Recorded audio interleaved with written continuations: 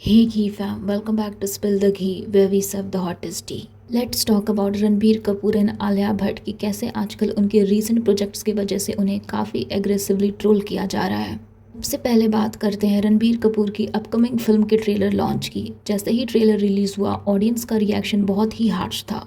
लोगों को रणबीर को लॉर्ड राम के रूप में एक्सेप्ट करने में दिक्कत हो रही थी। एक मेजर रीज़न जो सोशल मीडिया पर बार बार हाईलाइट हो रहा है वो है रणबीर का पास्ट स्टेटमेंट, जहां उसने बीफ पसंद होने की बात कही थी और इसी वजह से काफ़ी लोग डिसअपॉइंटेड नजर आए। ऑडियंस का कहना है कि रणबीर कपूर का पर्सोना और प्रीवियस पब्लिक इमेज इस रोल के साथ अलाइन नहीं करती।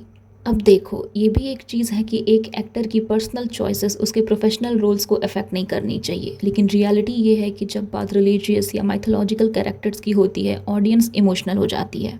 ये रोल सिर्फ एक सिनेमैटिक रोल नहीं है, ये एक ऐसा कैरेक्टर है जिससे करोड़ों लोग इमोशनली और स्पिरिचुअली कनेक्टेड हैं। इसी वजह से एक्सपेक्टेशन भी नेचुरली बहुत हाई थी, लेकिन लोगों को कास्टिंग पसंद नहीं आई। और ऑनेस्टली ये रिएक्शन रैंडम नहीं है। जब आप एक ऐसे कैरेक्टर को पोर्ट्रे करते हो जो लोगों के लिए भगवान का रूप है, तो सिर्फ एक्टिंग नहीं, इमेज, पर्सनालिटी और क्रेडिबिलिटी सब मैटर करता है।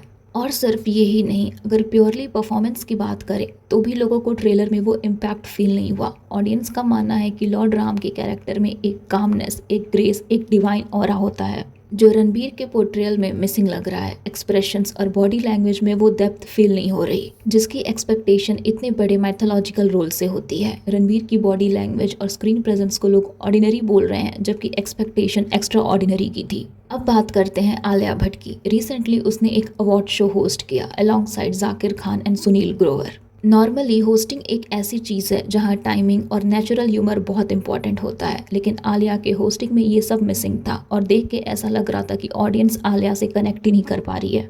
ऐसा लग रहा था कि लोगों को आलिया की बातें समझ ही नहीं आ रही। आलिया का होस्टिंग स्टाइल बहुत ज़्यादा लाउड था और जो जोक्स डिलीवर किए गए वो नेचुरल या फनी नहीं लग रहे थे। इवन तो क्लियर था कि प्रिपरेशन हुई होगी, क्योंकि ऐसे अवार्ड शो की प्रिपरेशन पहले से होती है, क्योंकि लोगों को वो सिंक क्रिएट करना होता है। फिर भी एग्जीक्यूशन में वो ईज और रिलेटेबिलिटी मिसिंग थी। ऐसा क्लियरली दिख रहा था कि जैसे चीज़ें प्लान की गई थी वैसे एग्जीक्यूट नहीं हो पा रही थी। सोशल मीडिया पे लोगों ने आलिया को क्लियरली बोला कि आलिया की डायलॉग डिलीवरी में, जोक्स में ओवर एक्टिंग फील हो रही थी और लोगों को साफ साफ पता लग रहा था कि आलिया फोर्सफुली हंस रही, जोक्स क्रैक करने की कोशिश कर रही, जो कि हो नहीं पा रहा था। आलिया के साथ स्टेज पर दो एक्सपीरियंस्ड परफॉर्मर्स थे, जाकिर खान और सुनील ग्रोवर, जो अपने ह्यूमर और टाइमिंग के लिए जाने जाते हैं। उनके कंपैरिजन में आलिया की प्रेजेंस और भी वीक लग रही थी। लोगों ने आलिया के होस्टिंग स्टाइल को ओवर द टॉप और फोर्स्ड बताया।